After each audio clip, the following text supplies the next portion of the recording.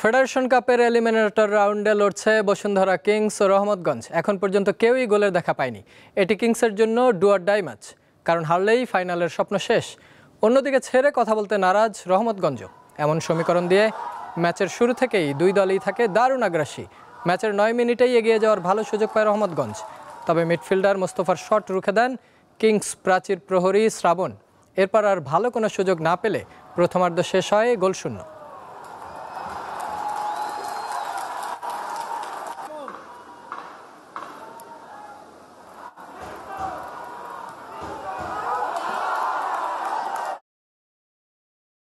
Eliminator রাউন্ডের ম্যাচের সবশেষ জানাতে আমাদের সাথে যুক্ত হচ্ছেন সহকর্মী মোহাম্মদ হাসিব। হাসিব, আপনি আমাকে শুনতে পাচ্ছেন? হাসিব, ফেডারেশন কাপের তো ম্যাচ চলছে, আপনি মাঠেই আছেন। দর্শকদের উন্মাদনা কেমন দেখছেন? খেলার সর্বশেষ ফলাফল যদি জানান, কি অবস্থা এখন?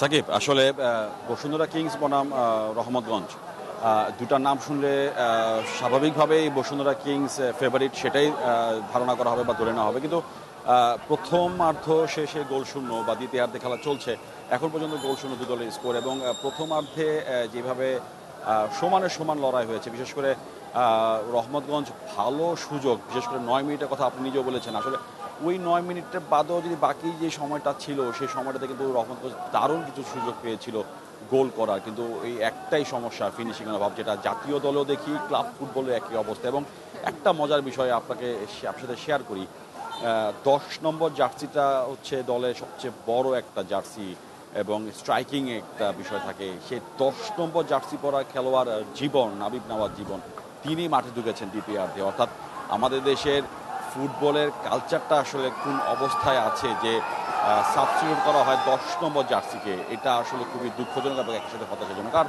দর্শকদের কথা বলেছেন, স্বাভাবিক বসুন্ধরা কিংস এরিয়াতে বসুন্ধরাদের সাপোর্ট বেশি, সেটা খুব স্বাভাবিক। রহমতগঞ্জের সাপোর্টটাও কম নয়। পুরান ঢাকা থেকে অনেক দর্শক এসেছেন যারা কিনা এই ম্যাচটা উপভোগ করতে, এবং তাদের প্রত্যাশা যে রহমতগঞ্জ 2019-20 এবং 20-21 মৌসুমে যেভাবে দুটো ফাইনাল খেলেছে, তারা হয়তো বা এই 24-25 সিজনেও ফাইনাল খেলবে, যেটা কিনা আগামী সপ্তাহে ময়মনসিংহে হবে। আবাহনীর প্রতিপক্ষ কী হবে সেই ম্যাচটি, সেই দলটা আসলে এই ম্যাচ থেকে নির্ধারিত হবে। তো আর বসুন্ধরা তো বর্তমান বা গেল আসলে চ্যাম্পিয়ন। তো সবটা মিলে যদি বলি যে মাঠের পারফরমেন্স এবং দর্শকদের উপস্থিতি মোটামুটি বেশ ভালো, কিন্তু মাঠের পারফরমেন্সে আসলে দু দলে কেউই গোল করতে পারছে না। নির্ধারিত সময়ের মধ্যে গোল হবে কিনা সেটা একটা প্রশ্ন না হলে তো টাই ব্রেকে যাবে, এই অতীত সময় থেকে সে টাই ব্রেকে যাবে। তারপরও বলবো যে দর্শকদের উপস্থিতি বেশ সন্তোষজনক। সাকিব। হাসিব, অনেক ধন্যবাদ আপনাকে। দর্শক, ফেডারেশন কাপের সর্বশেষ খবর জানাচ্ছিলেন মোহাম্মদ হাসিব, বসুন্ধরা কিংস অ্যারেনা থেকে।